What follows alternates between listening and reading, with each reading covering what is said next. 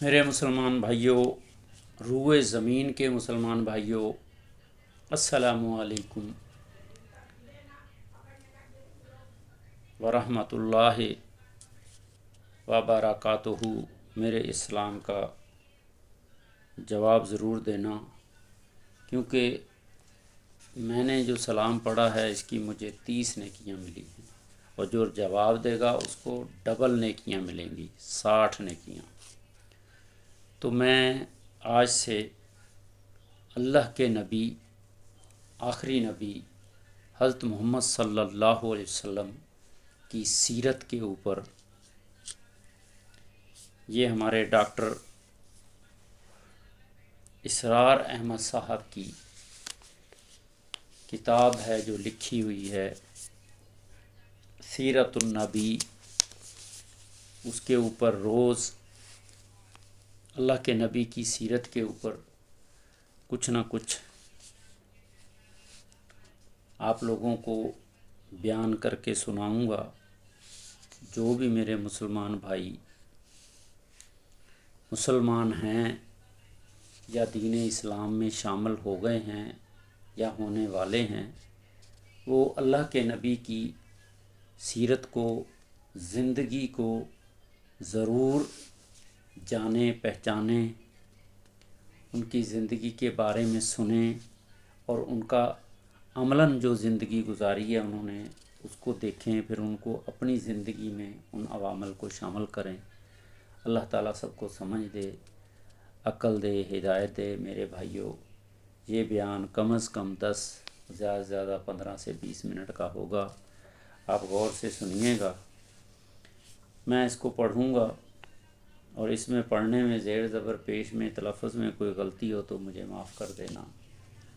Doctor اسرار احمد کی لکھی ہوئی یہ کتاب آپ لوگوں کے سامنے پیش کر رہا ہوں۔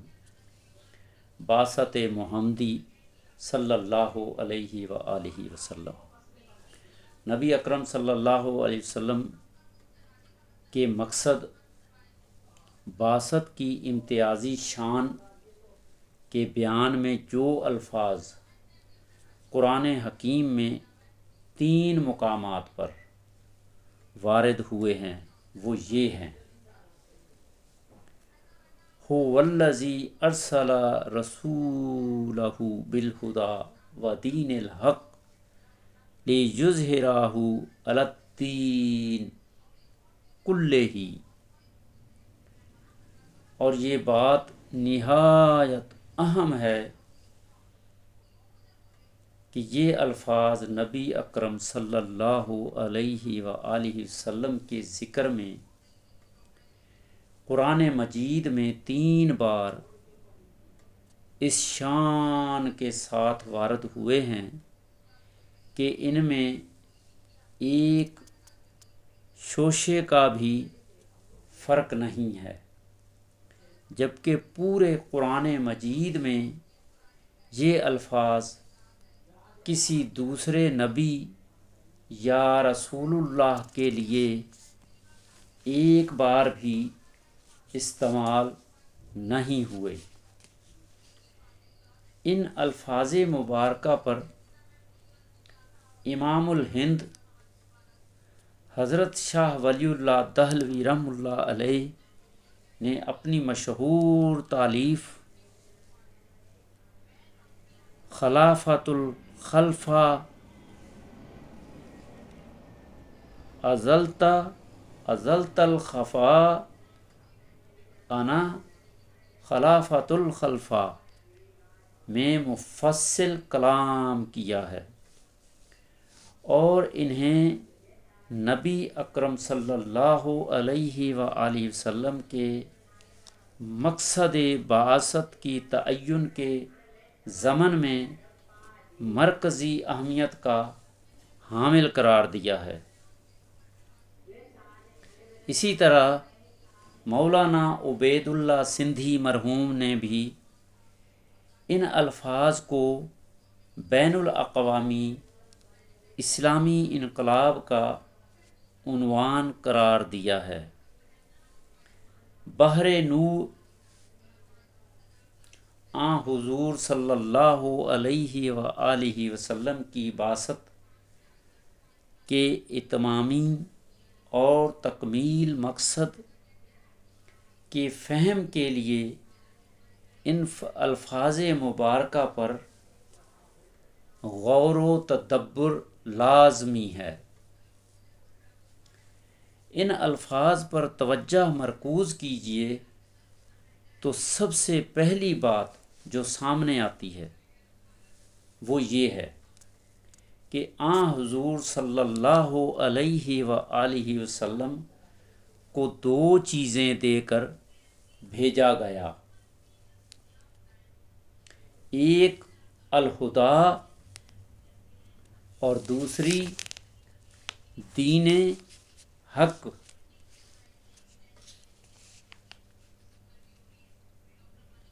سورہ توبہ کی آیت نمبر 33، سورہ فتح کی آیت نمبر 28، سورہ صف کی آیت نمبر 9 کا ترجمہ وہی ہے اللہ سبحانہ و تعالی، جس نے بھیجا اپنے رسول محمد صلی اللہ علیہ وآلہ وسلم کو الہدا اور دین حق کے ساتھ تاکہ غالب کر دے اسے کل دین پر، کل دین پر۔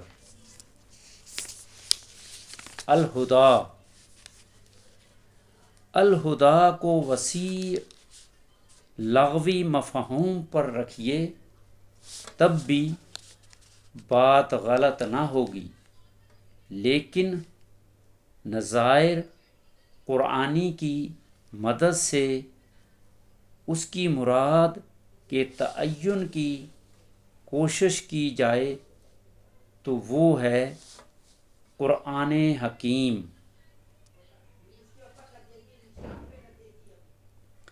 اس لیے کہ وہی ھدی للمتقین بھی ہے اور ھدی للناس بھی، اور اسی کی شان میں یہ الفاظ بھی وارد ہوئے ہیں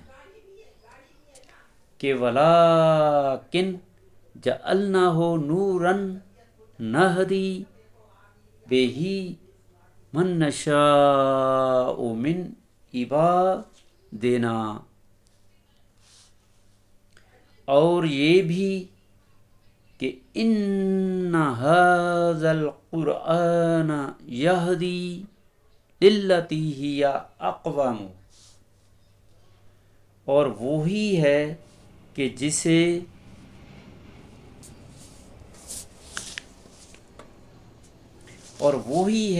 جسے جنوں کے ایک گروہ نے سنا تو فوراً پکار اٹھے، اِنَّا سَمِعْنَا قُرْآنًا عَجَبًا يَهْدِي إِنَّا سَمِعْنَا قُرْآنًا عَجَبًا يَهْدِي إِلَى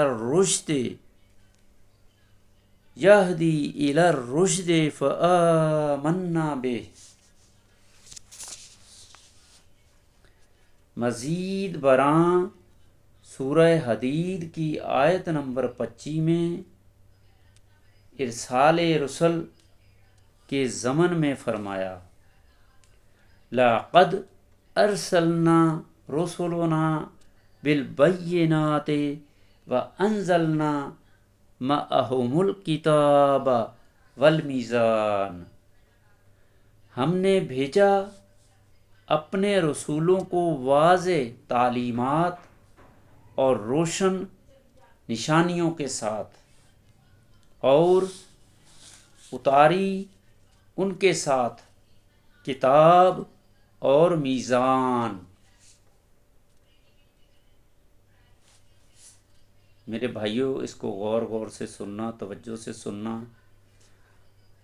اور اللہ تعالیٰ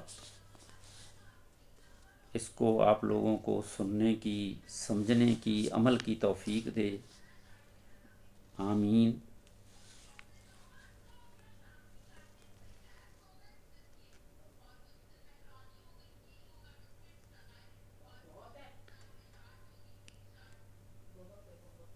ہم نے بھیجا اپنے رسولوں کو واضح تعلیمات اور روشن نشانیوں کے ساتھ، اور اتاری ان کے ساتھ کتاب اور میزان۔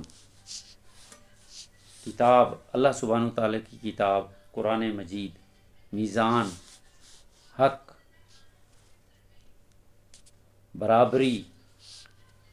ظاہر ہے کہ اس آیہ مبارک میں جس طرح المیزان کو دین الحق کے قائم مقام حیثیت حاصل ہے، اسی طرح الکتاب ٹھیک اسی مقام پر وارد ہوا ہے، سچی کتاب جس میں کوئی کسر نہیں، کوئی کمی نہیں، کوئی غلطی نہیں، ٹھیک اسی مقام پر وارد ہوا ہے جہاں آیا زیر بحث میں الہدا کا لفظ آیا ہے۔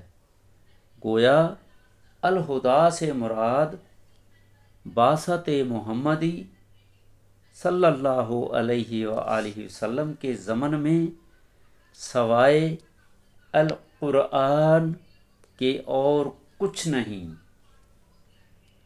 واضح رہے کہ سورہ حدید ام المصبحات کا درجہ رکھتی۔ سورہ بقرہ کی آیت نمبر 2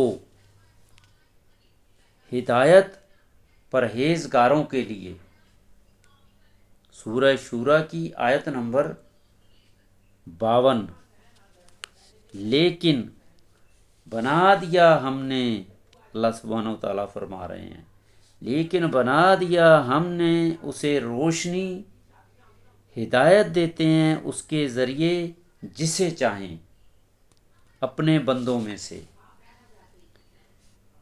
بنی اسرائیل کی آیت نمبر 9 یقیناً یہ قرآن راہ دکھاتا ہے، وہ جو سب سے سیدھی ہے۔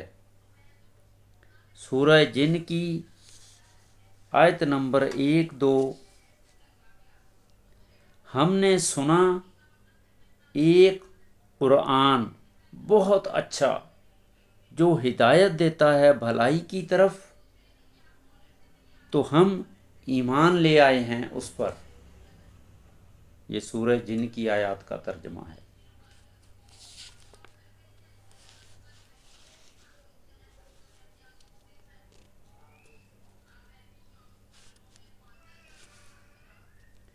سورہ حدید ام المصبحات کا درجہ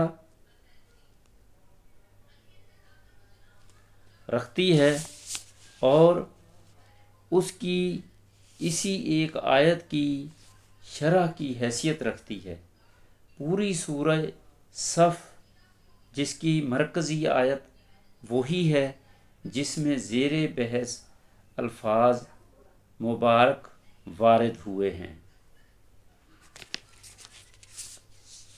تو میرے مسلمان بھائیوں، میں نے آپ لوگوں کے سامنے الہدا کا مختصر سا تفسیری بیان پیش کیا ہے، اس کو بار بار سنیں گے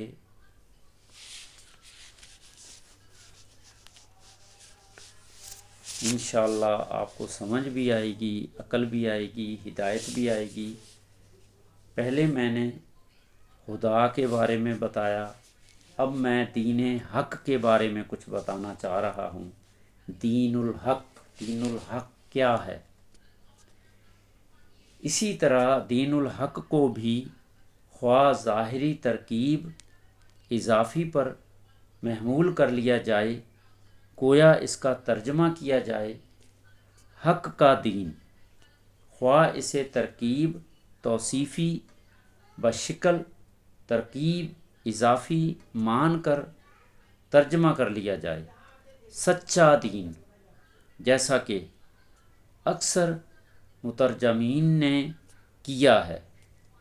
معنی و مراد کے اعتبار سے کوئی فرق واقع نہیں ہوتا۔ جو بہر صورت ایک ہی ہیں، یعنی اللہ سبحانہ و تعالیٰ کا دین، اس کے لیے سچا دین سوائے اللہ سبحانہ و تعالیٰ کے اور کس کا ہو سکتا ہے، اور ذات حق بھی ذات باری تعالیٰ سبحانہ و تعالی کے سوا اور کس کی ہے۔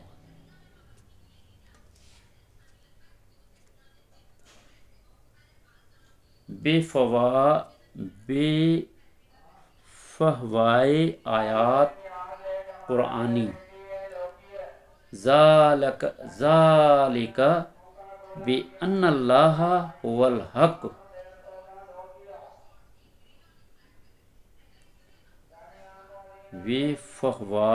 بے فہوائے آیات قرآنی۔ سورہ الحج کی آیت 62،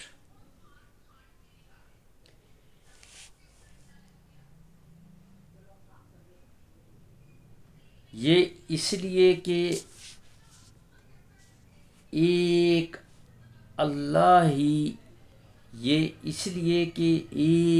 اللہ سبحانہ و تعالی ہی تو ہے حق، یعنی کامل حق یا سراپائے حق۔ سورہ نور کی آیت نمبر 25۔ اور وہ خوب جانتے ہیں وَيَعْلَمُونَ أَنَّ اللَّهَ هُوَ الْحَقُّ الْمُبِينُ۔ سورہ حج کی آیت ہے ذَلِكَ بِأَنَّ اللَّهَ هُوَ الْحَقُّ، یہ اسی لیے کہ ایک اللہ ہی تو ہے حق، یعنی کامل حق یا سراپائے حق۔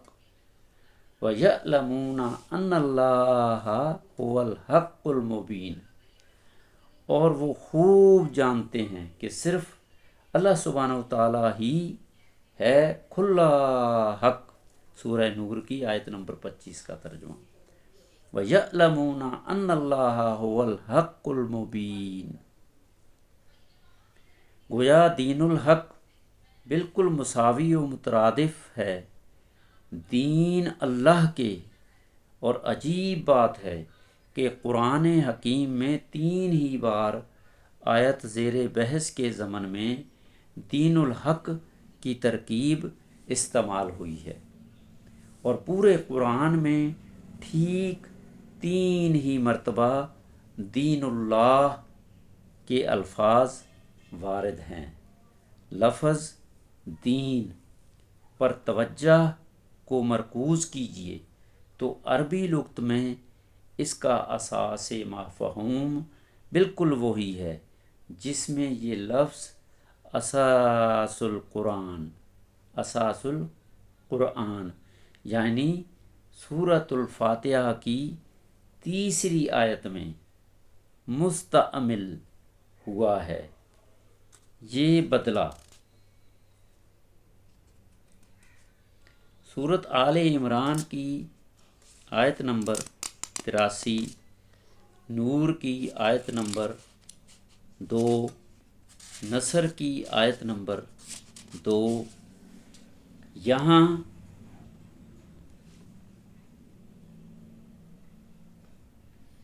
یہاں چاہیں تو عربی کی کہاوت کما تدین تدان، جیسا کرو گے ویسا بھرو گے، اور دیوان حماسہ کے مشہور مصرع کے الفاظ داناہم کما دانو، ہم نے ان کے ساتھ وہی کچھ کیا جو انہوں نے ہمارے ساتھ کیا تھا۔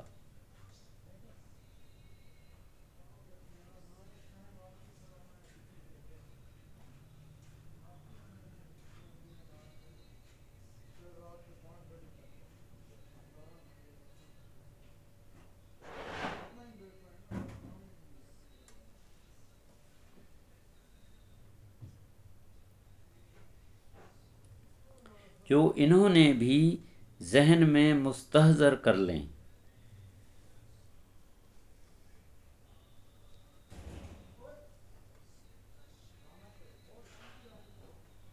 اور اسے بھی عربی میں دین کہتے ہیں، قرض کو جس کا لوٹایا جانا لازم ہوتا ہے۔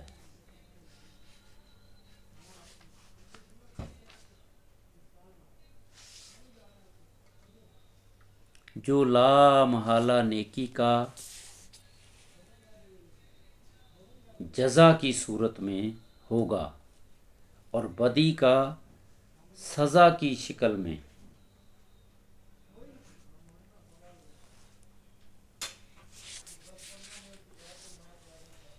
چنانچہ قرآن حکیم کی ابتدائی صورتوں میں یہ لفظ بغیر کسی اضافی یا توصیفی ترکیب کے اپنی سادہ ترین صورت میں بدلے اور جزا و سزا ہی کے معنی میں استعمال ہوا ہے، جیسے ارأیت الذی یکذب بالدین، تم نے دیکھا اسے جو جھٹلاتا ہے جزا اور سزا کو۔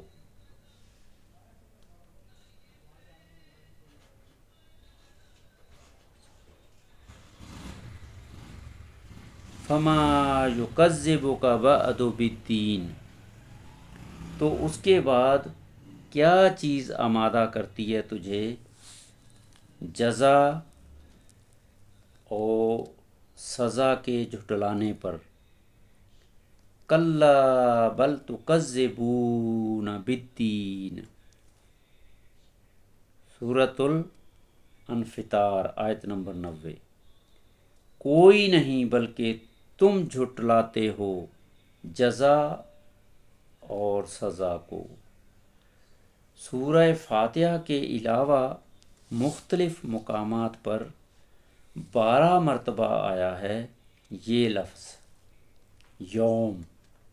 یوم کی اضافت کے ساتھ یوم قیامت، قیامت کے معنی میں یعنی بدلے یا جزا اور سزا کا دن۔ پھر چونکہ بدلے اور جزا و سزا کا تصور لازماً مستلزم ہے کسی قانون اور ضابطے اور اس کی اطاعت و مطابقت کے تصور کو، لہٰذا لفظ دین نے بھی جب اپنی اصل لغوی اساس سے اٹھ کر قرآنی اصطلاح کی صورت میں اختیار کی تو اس میں اولاً اطاعت کا مفہوم پیدا ہوا۔ چنانچہ قرآن حکیم میں 2 مرتبہ مخلصاً لہ الدین اور 1 بار مخلصاً لہ الدین اور 6 مرتبہ مخلصین لہ الدین کے الفاظ اطاعت اور بندگی اور فرمان برداری کو اللہ سبحانہ وتعالیٰ کے لیے خالص کر لینے ہی کے مفہوم میں آئے ہیں، جن میں مزید زور اور تاکید کے لیے کہیں کہیں اضافہ کر دیا جاتا ہے حنیفاً یا حنفاء کے الفاظ کا، اور یہی مفہوم ہے قرآن حکیم کے ان الفاظ مبارکہ کا الا للہ الدین الخالص، سورہ زمر آیت نمبر 3، اور وَلَہُ الدِّینُ وَاصِبًا، سورہ نحل آیت نمبر 520، آیت نمبر 52۔ اور بالا آخر اس نے نظام اطاعت کی صورت اختیار کر لی، جس کی اضافت حقیقی تو اس ذات کی طرف ہوتی ہے جسے مطاع مان کر نظام زندگی کا تفصیلی ڈھانچہ اور ضابطہ تیار کیا گیا ہو، جیسے سورہ یوسف میں فرمایا کذالک کدنا لیوسف ما کان لیاخذ اخاہ فی دین الملک، سورہ یوسف آیت نمبر 76۔ اس طرح ہم نے تدبیر کر دی یوسف کے لیے، ورنہ بادشاہ کے قانون کی روح سے وہ مجاز نہ تھا کہ اپنے بھائی کو روک سکے۔ گویا مصر کے اس دور کے رائج الوقت نظام ملوکیت کو، جس میں متوع مطلق کی حیثیت بادشاہ یا مالک کو حاصل تھی، قرآن حکیم دین الملک سے تعبیر کرتا ہے، اور ٹھیک اسی مفہوم میں قرآن مجید نے استعمال کیے ہیں دین اللہ کے الفاظ سورۃ النصر میں، اذا جاء نصر اللہ والفتح ورأیت الناس یدخلون فی دین اللہ افواجا۔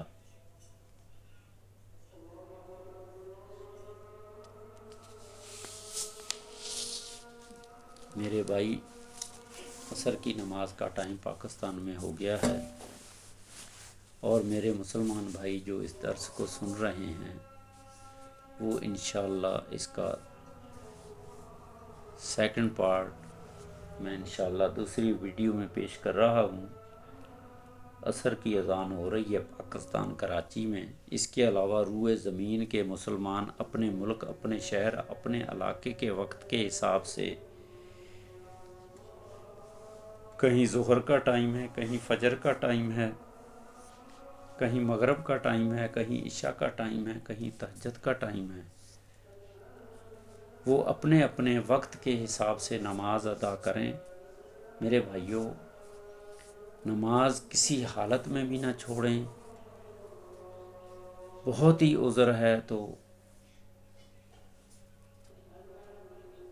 جماعت کے بعد پڑھ لیں، اس سے زیادہ عذر ہے تو قضا پڑھ لیں، لیکن پڑھیں ضرور۔ کوشش کریں کہ تکبیر اولیٰ کے ساتھ شامل ہو جائیں، پہلی صف میں شامل ہو جائیں، جماعت میں شامل ہو جائیں، مسجد میں جا کے نماز پڑھیں، ٹائم پہ پڑھیں، آدھا ٹائم میں پڑھیں۔ اگر پھر بھی ٹائم نہ ملے تو اس کی قضا ضرور پڑھ لیں۔ اللہ تعالیٰ سب کو سمجھ دے، عقل دے، ہدایت دے۔ میں عصر کی اذان کا جواب دے رہا ہوں۔ بسم اللہ الرحمن الرحیم۔ اللہ اکبر، اللہ اکبر، اللہ اکبر، اللہ اکبر، اشہد ان لا الہ الا اللہ، اشہد ان لا الہ الا اللہ، اشہد ان محمد الرسول اللہ صلی اللہ علیہ وسلم، اشہد ان محمد الرسول اللہ صلی اللہ علیہ وسلم، لا حول ولا قوت الا باللہ۔ اس کا مطلب ہے برائی سے بچنے کی طاقت اور نیکی کرنے کی توفیق صرف اللہ تعالیٰ کی توفیق سے ہے۔ لا حول ولا قوت الا باللہ، لا حول ولا قوت الا باللہ العلی العظیم۔ برائی سے بچنے کی طاقت، نیکی کرنے کی توفیق اللہ تعالیٰ کی مدد سے ہے، اور وہ بڑی عظمت والے اور بلند ہیں۔ لا حول ولا قوت الا باللہ العلی العظیم۔ اللہ اکبر، اللہ اکبر۔ اللہ بہت بڑے ہیں، اللہ سبحانہ و تعالیٰ سب سے بڑے ہیں۔ لا الہ الا اللہ، اللہ کے سوا کوئی عبادت کے لائق نہیں۔ رکوع سجود صرف اللہ تعالیٰ کی ذات کے لیے ہیں، وہ اکیلے ہیں۔ اس کے بعد میرے بھائیوں دعا پڑھ لیں، اذان کے بعد کی دعا۔ اللہم رب ہذہ الدعوات التامات والصلاۃ القائمہ آت محمدا الوسیلہ والفضیلۃ والدرجۃ الرفیعہ وابعثہ مقاما محمودا الذی وعدتہ وارزقنا شفاعتہ یوم القیامہ انک لا تخلف المیعاد۔ میرے بھائیوں، آج میں نے ڈاکٹر اسرار احمد صاحب کی جو لکھی ہوئی کتاب ہے اللہ کے نبی کی سیرت کے اوپر، سیرت النبی، اس کے شروعات کے صفحات کو میں نے پڑھا۔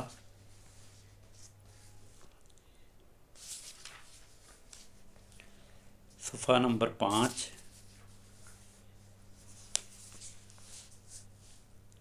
صفحہ نمبر 6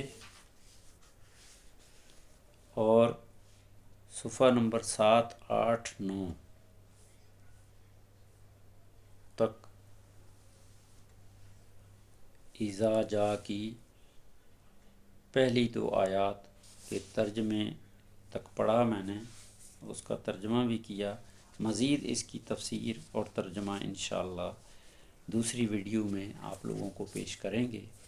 میرے مسلمان بھائیوں، جس کو بھی توفیق ہو، اللہ تعالیٰ ہدایت دے، سمجھ دے، ٹائم ہو، وہ ان کو ضرور سنیں، اس پہ عمل بھی کریں اور اس کو تمام روئے زمین کے مسلمانوں تک پہنچائیں۔ اس ویڈیو کو لائک کریں، شیئر کریں، سبسکرائب کریں۔ اللہ سبحانہ و تعالیٰ سب کو سمجھ دے، عقل دے، ہدایت دے۔